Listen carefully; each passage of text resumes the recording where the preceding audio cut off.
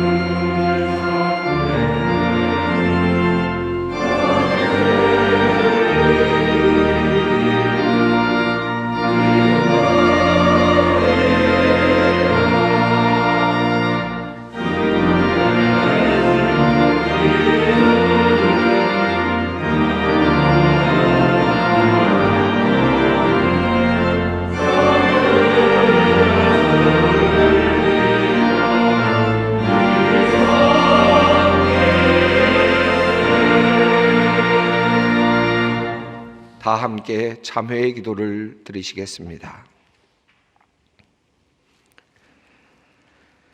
사랑과 자비가 풍성하신 하나님, 돌이켜보면 하나님께서 순간순간 고비마다 함께 하셨습니다. 코로나 감염병이 계속되는 가운데 2년째 고통스러운 시간을 보내고 있지만, 그리고 여전히 우리는 우리에게 이런 시련을 주신 하나님의 마음과 뜻을 온전히 깨닫지 못한 채 살아가고 있지만, 그럼에도 불구하고 우리를 사랑하시어 여전히 참아주시고 기다려주시는 하나님께 감사를 드립니다. 때로 믿음이 없어 하나님께 불평한 적도 많았습니다. 힘들고 어려운 일 만날 때마다 하나님의 뜻 찾기보다 나의 힘으로 해결하고자 할 때도 많았습니다. 내가 가진 것, 대단한 것인 양 사람들 앞에서 거들먹거리기도 하였습니다.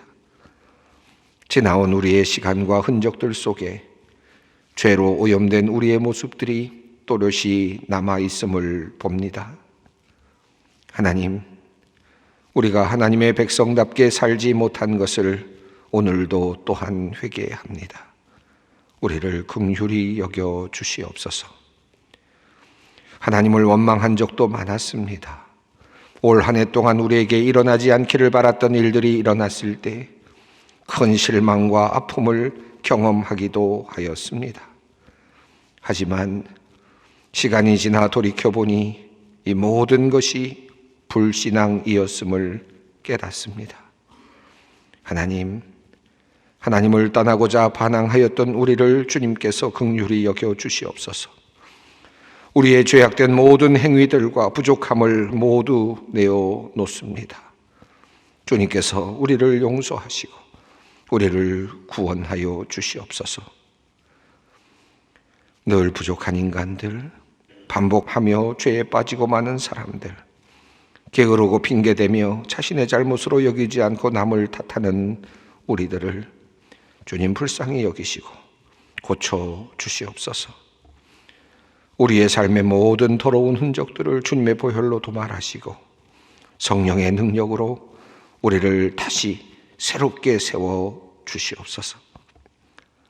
지금은 하나님과 나만이 아는 죄를 생각하며 묵묵히 참회의 기도를 드립니다. 여호와는 긍휼이 많으시고 은혜로우시며 노하기를 더디하시고 인자하심이 풍부하시도다.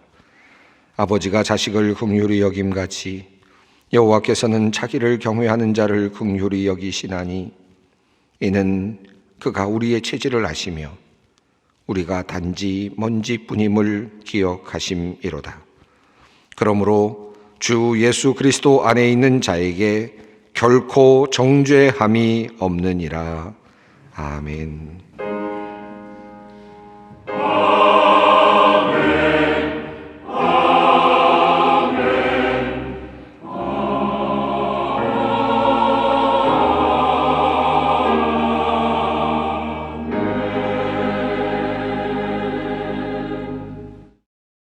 오늘 우리에게 주시는 하나님의 말씀은 신약성경 마태복음 17장 14절로 20절까지 말씀입니다. 마태복음 17장 14절로 20절 말씀입니다. 주님의 말씀을 봉독합니다.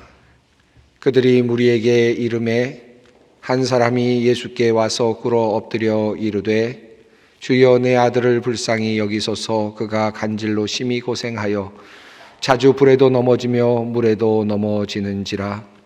내가 주의 제자들에게 데리고 왔으나 능히 고치지 못하더이다. 예수께서 대답하여 이르시되 믿음이 없고 패역한 세대여, 내가 얼마나 너희와 함께 있으며 얼마나 너희에게 참으리요. 그를 이리로 데려오라 하시니라. 이에 예수께서 꾸짖으시니 귀신이 나아가고 아이가 그때부터 나으니라. 이때에 제자들이 조용히 예수께 나와 이르되 우리는 어찌하여 쫓아내지 못하였나이까. 이르시되 너희 믿음이 작은 까닭이니라. 진실로 너희에게 이르노니 만일 너희에게 믿음이 겨자씨 한 알만큼만 있어도 이 산을 명하여 여기서 저기로 옮겨지라 하면 옮겨질 것이요 또 너희가 못할 것이 없으리라. 아멘. 여러분, 한 해 동안 수고 많이 하셨습니다. 새로운 해를 받아들었던 때가 엊그제 같은데 또 이제 마무리하는 그런 시점에 들어섰습니다. 우리가 이렇게 마무리를 하게 되는 연말을 맞게 되면 늘 지난 날을 돌아보게 되죠. 그리고 또 평가를 하게 됩니다. 여러분은 지난 1년 동안 어떻게 사셨습니까? 지난 1년을 평가한다면 여러분은 몇 점쯤을 주실 것 같습니까? 좀 후하게 평가를 하고 또 기쁘게 지난 시간을 돌아볼 수 있는 분들도 있겠지만, 그러나 아마 대부분의 분들은 많은 후회감으로 지난 날을 돌아보지 않을까 생각이 됩니다. 특별히 신앙생활과 관련해서 과연 내가 정말 신앙생활을 잘 했느냐라고 그렇게 묻게 된다면 많은 분들이 아쉬움과 또한 안타까움을 가지고 계실 줄로 생각합니다. 오늘 본문 가운데 나오는 이 제자들의 질문 중에 이런 말씀이 있습니다. 우리는 어찌하여 쫓아내지 못하였나이까. 어쩌면 오늘과 같은 이 연말의 마지막을 이제 보내면서 우리가 묻고 싶은 질문이 아닐까 생각합니다. 왜 우리는 한 해 동안 주님의 능력 있는 참된 제자가 되지 못하였습니까? 라는 말로 바꾸어 본다면 아마 이 질문이 적합한 우리들의 질문이 될 것 같습니다. 오늘 본문의 배경 말씀은 이렇습니다. 예수님께서 베드로와 야고보, 요한을 데리고 어느 산으로 올라가셨습니다. 그리고 예수님께서 흰 얼굴로, 환한 얼굴로 빛처럼 밝게 빛나시는 변형을 경험하시게 됩니다. 제자들이 보고 놀라고 또 영적인 깊은 체험을 하게 되었습니다. 많은 대화를 나누게 되는 장면이 소개됩니다. 바로 변화산 사건입니다. 예수님께서 이렇게 변화산에서 선택된 몇 사람의 제자들과 함께 깊은 영적인 그런 경험을 하신 후에 산에서 내려오시던 중이었습니다. 그때 한 사람이 예수님께 나왔습니다. 그리고 예수님께 아뢰면서 부탁을 합니다. 자신의 아들이 간질을 앓고 있는데 이 아이를 고쳐달라라고 하는 요청이었습니다. 그리고 이 요청과 더불어서 이 사람은 한마디를 덧붙였습니다. 내가 주의 제자들에게 데리고 왔으나 능히 고치지 못하더이다. 아마 예수님께서 산 위에 올라가셨을 때 아마 이 사람은 제자들에게 아이를 데리고 왔던 것 같습니다. 그런데 제자들이 그만 이 아이를 고치지 못했던 것입니다. 자, 예수님께서 이 이야기를 들으시고는 한탄의 말씀을 하신 후에는 이 아이를 데려오라고 말씀을 하셨고, 그리고 이 아이를 고쳐주셨습니다. 그런데 예수님께서는 이 간질병을 앓고 있다라고 그 부모는 그렇게 이야기를 했지만 성경은 귀신을 내어 쫓으셨다라고 그렇게 적고 있습니다. 그 안에 들어있던 귀신을 예수님께서 쫓아내셨다는 말씀입니다. 이 일이 있고 난 다음에 머쓱해진 제자들, 특별히 산 아래에 남아 있었던 그 제자들이 예수님께 나와서 조용히 묻게 됩니다. 우리는 어찌하여 쫓아내지 못하였나이까? 이렇게 예수님께 질문을 던지죠. 왜 우리는 실패한 것입니까? 라는 질문입니다. 어째서 우리는 주님의 능력을 발휘하지 못한 것입니까? 왜 우리는 귀신을 쫓아내지 못한 것일까요? 왜 우리는 영적인 전쟁에서 승리하지 못한 것입니까? 라고 하는 질문입니다. 이미 제자들은 예수님께서 이미 세상으로 보내실 때 귀신을 내어 쫓도록 보내신 적이 있었고, 그리고 돌아올 때 귀신들이 떨고 있습니다 라고 그렇게 보고할 정도로 모든 제자들은 귀신을 쫓아낸 경험들이 이미 있었습니다. 그럼에도 불구하고 그날은 제자들이 귀신을 쫓아내지 못했던 것입니다. 이러한 질문을 던지고 있는 제자들의 모습에서 실패하고 있는 그리스도인의 모습을 보게 됩니다. 능력이 없는 그리스도인들의 모습이 교차됩니다. 영적인 실패를 뼈저리게 경험하고 있는 이 제자들의 모습 속에서 우리 믿는 사람들의 그 무능력함, 신앙적인 무기력함을 우리는 또한 볼 수 있습니다. 그렇다면 이 제자들은 어찌해서 귀신을 쫓아내지 못한 것입니까? 이유가 무엇이었습니까? 제자들이 이렇게 질문을 하였을 때 예수님께서 이렇게 대답을 하십니다. 이르시되 너희 믿음이 작은 까닭이니라. 진실로 너희에게 이르노니 만일 너희에게 믿음이 겨자씨 한 알만큼만 있어도 이 산을 명하여 여기서 저기로 옮겨지라 하면 옮겨질 것이요 또 너희가 못할 것이 없으리라. 이렇게 말씀을 하셨습니다. 예수님께서는 제자들이 귀신을 쫓아내지 못한 것, 그 병을 고치지 못한 이유를 분명하게 알려주셨습니다. 너희 믿음이 작은 까닭이다. 믿음이 작기 때문에 귀신을 쫓아내지 못했다라고 하는 예수님의 진단입니다. 이 말씀은 분명 예수님의 의식의 흐름 가운데 분명히 옳은 말씀이라고 할 수 있겠습니다. 제자들이 귀신을 쫓아내지 못했습니다. 제자들이 우리 아이를 고쳐주지 못했습니다 라고 그렇게 말하고 있는 그 장면에서 17절에서 예수님은 그 말을 들으시고는 믿음이 없고 패역한 세대여 라고 그렇게 한탄의 말씀을 이미 하셨기 때문입니다. 그러니까 예수님의 의식 속에는 지금 이 모든 일이 믿음에 관련되어 있다라는 사실을 알고 계셨고 그것을 말씀하신 것입니다. 예수님은 분명히 너희 믿음이 작은 까닭이라고 그렇게 말씀을 하십니다. 도대체 그렇다면 예수님께서 이 말씀하신 믿음이 작다라고 하는 것은 어떤 상태를 의미하는 것입니까? 어떤 모습을 믿음이 작다라고 그렇게 판단할 수 있는 것입니까? 어떤 모습을 보시면서 예수님께서는 너희 믿음이 작았다라고 그렇게 말씀을 하시는 것일까요? 오늘 본문을 읽어보면 믿음이 작다라는 말을 해석해 줄 수 있는 또 다른 어떤 다른 본문이나 다른 내용이 사실상 없다는 것을 알게 됩니다. 그러니까 이 본문만 가지고서는 예수님이 어떤 뜻으로 믿음이 작다라고 말씀했는지 정확하게 판단하기는 어렵습니다. 흥미롭게도 마태복음이 이러한 믿음이 작음에 대해서 특별한 관심을 가지고 있음을 우리는 성경을 통해서 알게 됩니다. 믿음이 작은 자들아 라고 하는 이 표현은 유독 마태복음에서 특별하게 사용이 되고 있기 때문입니다. 공간복음 속에서는 마태복음에만 거의 나타나고 딱 한 번 누가복음에 나타납니다. 그런데 이 누가복음의 말씀도 결국은 마태복음의 말씀과 동일한 내용이기 때문에 이 믿음이 작은 자들아라고 하는 이 표현은 매우 독점적으로 마태복음에서 사용되고 있다고 할 수 있겠습니다. 자, 그렇다면 이 마태복음에서 사용되고 있는 이 문장 믿음이 작은 자들아라고 하는 표현을 조금 더 깊이 들여다보게 된다면 그것 안에서 예수님께서 믿음이 작은 자들아 라고 말씀하실 때 어떤 의미로 하셨는지를 알 수 있지 않겠습니까?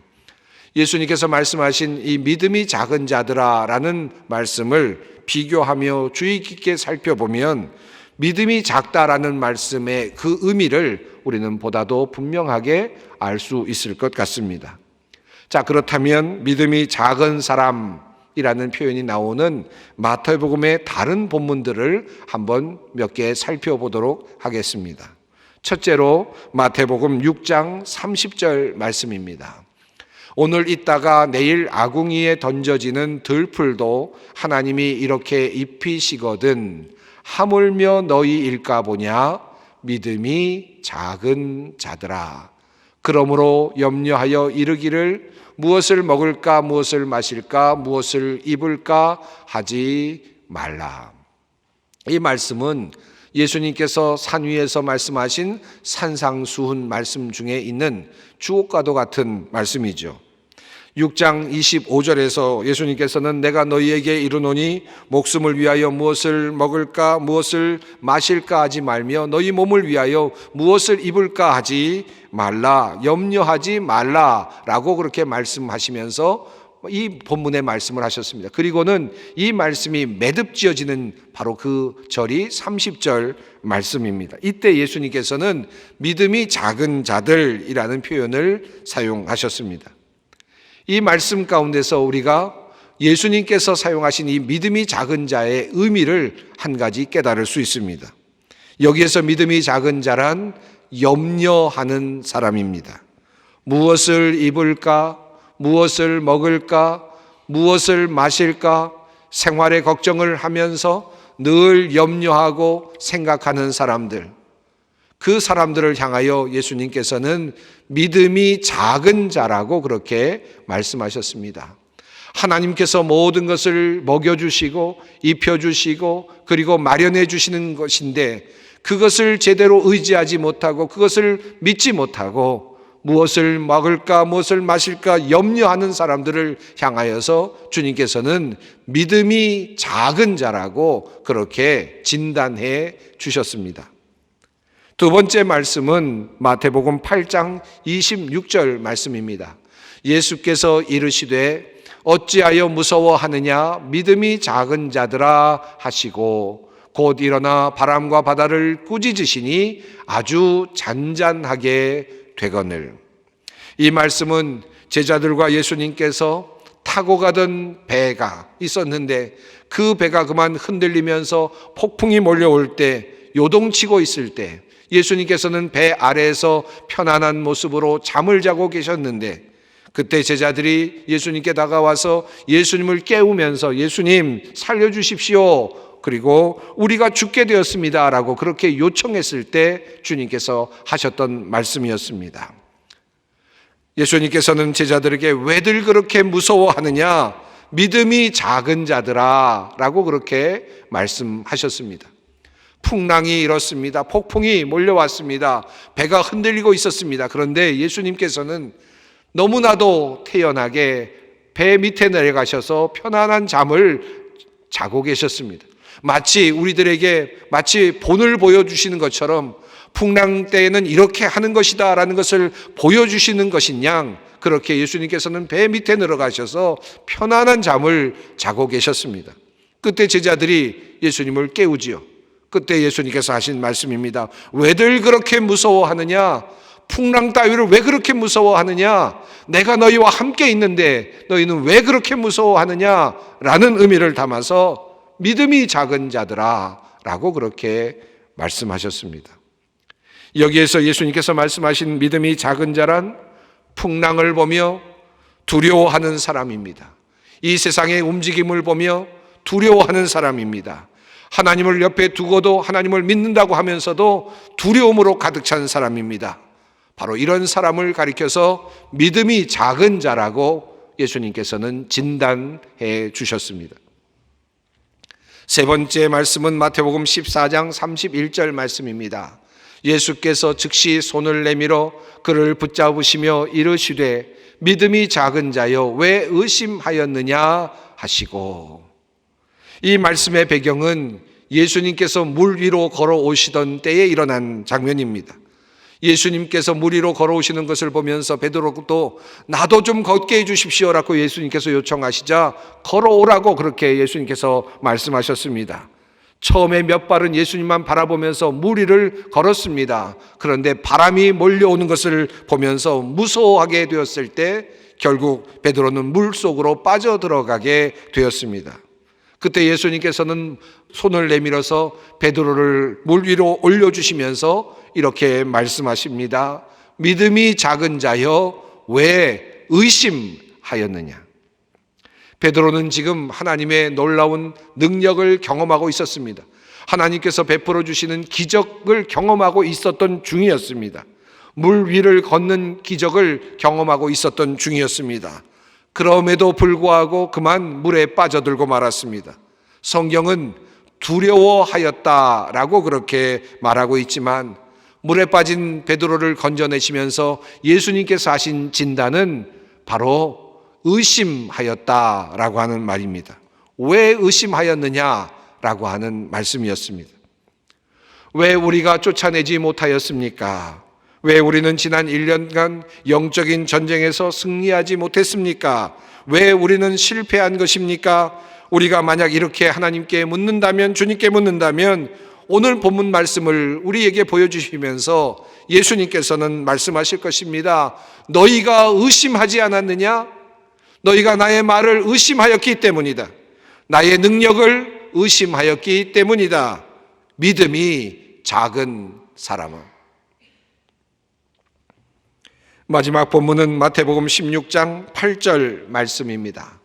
예수께서 아시고 이르시되 믿음이 작은 자들아 어찌 떡이 없으므로 서로 논의하느냐. 이 말씀은 제자들이 함께 모여서 아차 떡을 가지고 오지 않았구나, 우리 먹을 것 가져오지 않았구나, 한마디로 말하면 도시락을 챙겨오지 않았구나 라고 말하면서 서로 수군거리고 있을 때 이 말씀을 들으신 예수님께서 제자들에게 하신 말씀입니다. 예수님께서 말씀하신 이 말씀은 이렇게 이어집니다. 너희가 아직도 깨닫지 못하느냐? 떡 5개로 5,000명을 먹이고 주운 것이 몇 바구니며 떡 7개로 4,000명을 먹이고 주운 것이 몇 광줄이었는지를 기억하지 못하느냐. 여기에서 예수님께서 말씀하시는 믿음이 작은 사람은 어떤 사람입니까? 그 대답은 기억하지 못하느냐라는 말씀과 그 연결이 되어 있습니다. 믿음이 작은 사람이 어떤 사람입니까? 보리떡 5개와 물고기 2마리로 5,000명을 먹이시는 그 기적을 경험하고도 그 기적을 보았음에도 불구하고 그것을 기억하지 못하고 있는 사람들입니다. 떡 7개로 4,000명을 먹이시는 하나님 예수님의 기적을 보고도 그것을 다시 망각한 사람들입니다. 여기에서 믿음이 작은 사람은 하나님께서 이미 함께 하셨으며 그들과 함께 하시면서 많은 기적을 보여주셨음에도 불구하고 그 기적을 까맣게 잊어먹고 또다시 걱정하고 있는 사람들입니다. 또다시 문제를 놓고 수군거리고 있는 사람들입니다. 바로 그 사람들이 믿음이 작은 자입니다. 다시 질문으로 돌아가 봅니다. 왜 우리는 쫓아내지 못하였습니까? 왜 우리는 지난 1년간 영적인 전쟁에서 승리하지 못했습니까? 왜 우리는 실패하였습니까? 주님은 말씀하십니다. 너희의 작은 믿음 때문이다. 너희 믿음이 작았기 때문이다. 왜 우리가 실패했습니까? 왜 우리는 신앙의 승리를 쟁취하지 못했습니까? 우리는 쓸데없이 너무 많은 일에 염려하고 걱정함으로 하나님의 뜻을 이루지 못했습니다. 우리는 폭풍과 어려움이 닥쳤을 때 너무 두려워함으로 하나님을 온전히 따르지 못했습니다. 우리는 하나님의 능력을 체험하는 현장 속에서도 의심함으로 또다시 실패하곤 했습니다.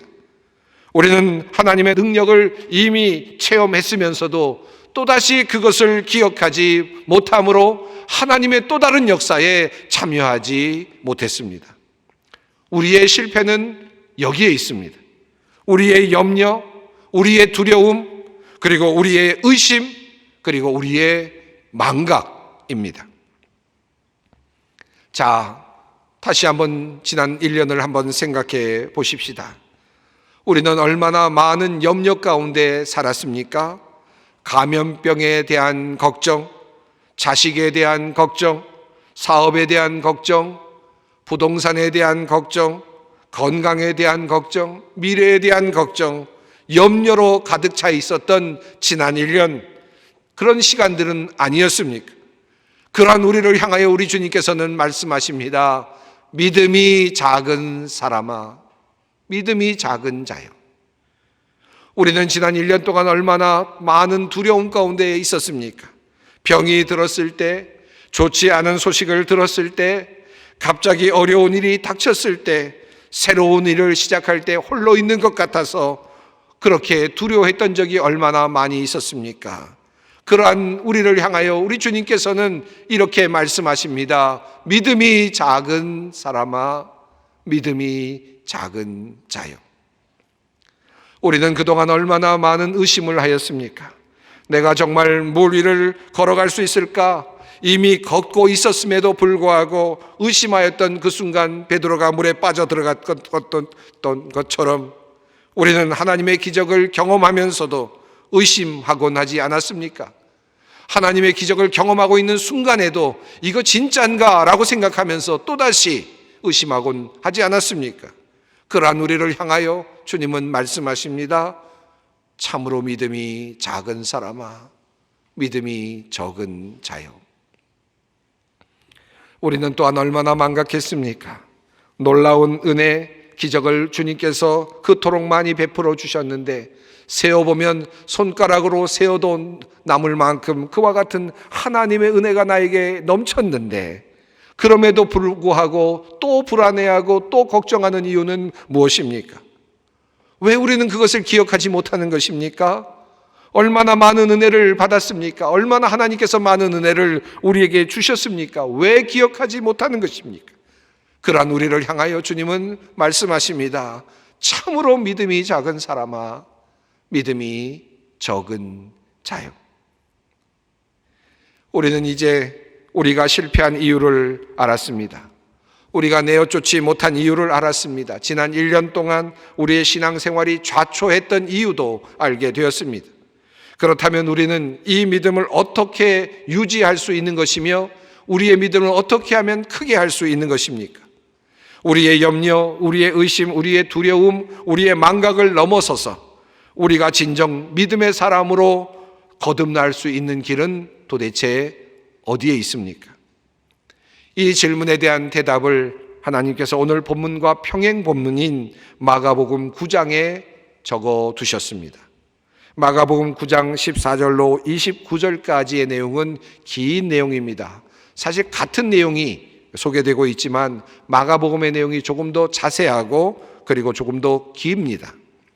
이 말씀을 다 우리가 볼 필요는 없지만 여러분과 함께 보려는 것은 예수님께서 대답하시는 장면입니다. 먼저 28절을 봅니다.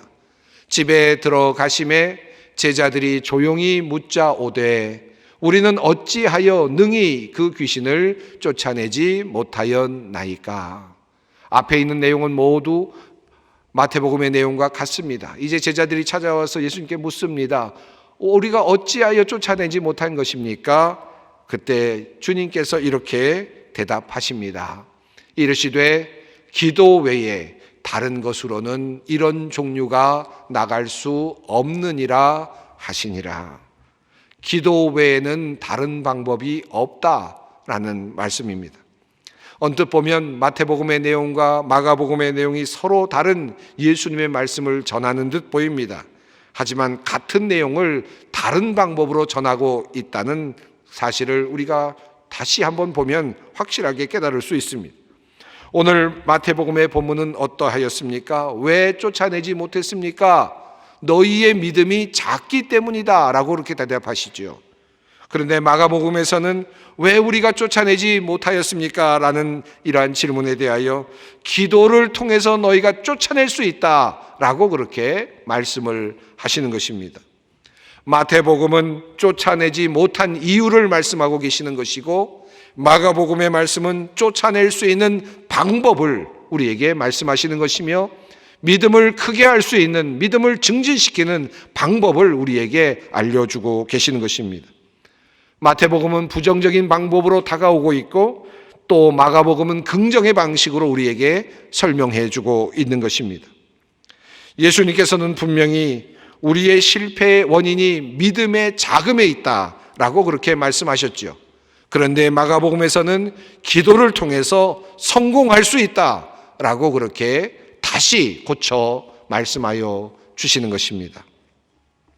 그러므로 이 말씀은 이렇게 해석할 수 있습니다. 우리의 믿음이 적어서 실패하였다. 그렇다면 우리의 믿음은 어떻게 증진되는가? 바로 기도를 통해서 가능하다라는 말씀입니다. 2022년을 맞으며 우리가 마음에 준비해야 할 것이 무엇입니까? 내년에 우리가 영적인 전쟁에서 승리하기 위하여, 다시 올해처럼 실패하지 않기 위하여 우리의 믿음을 증진시키는 방법은 무엇입니까? 마가복음은 대답합니다. 기도 외에는 이런 유가 나갈 수 없다. 이런 일이 있을 수 없다라고 말씀하십니다. 우리는 기도가 유혹을 이기고 탐욕을 이기며 영적인 전쟁에서 승리하는데 얼마나 중요한가를 잘 알고 있습니다.